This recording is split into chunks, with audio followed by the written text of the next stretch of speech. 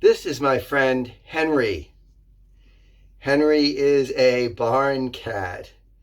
He lives mostly outside. He goes in when it's cold and he has a heated room and he has a heated box, and he lives with another barn cat whose name is Esme. And I've had Henry as a member of my household for about 2 years. He's about 3 years old.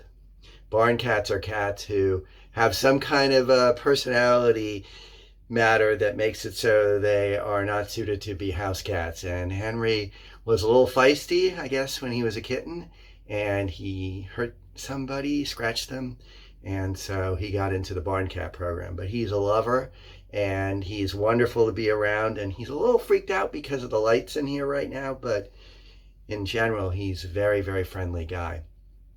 I want to talk with you about decision making in this clip. Decision making when it comes to how are you going to help your friend to be feeling their best through the time of their infirmity or illness, and how are you going to make the decision about whether to allow them to continue to be in treatment, to continue to be alive, or are you going to help end their suffering through euthanasia?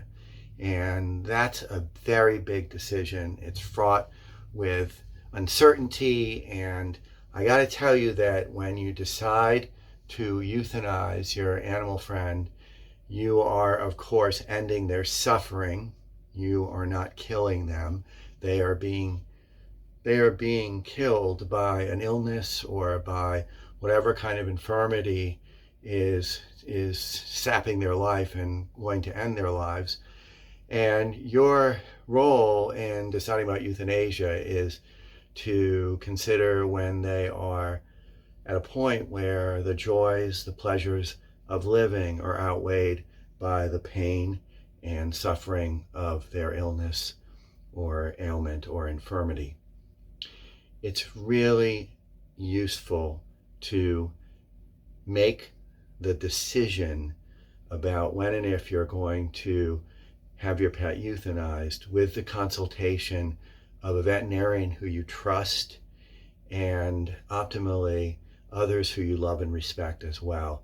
I think it's very important to allow yourself a collaborative decision-making process, and to recognize that the decision you make is not going to be perfect.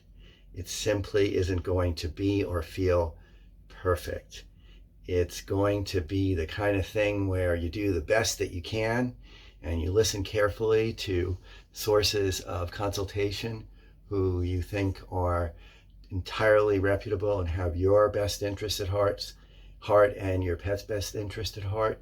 And then you make the decision, and you are probably going to experience guilt no matter which way you go, whether you decide to euthanize or to put it off, or in fact not to euthanize at all.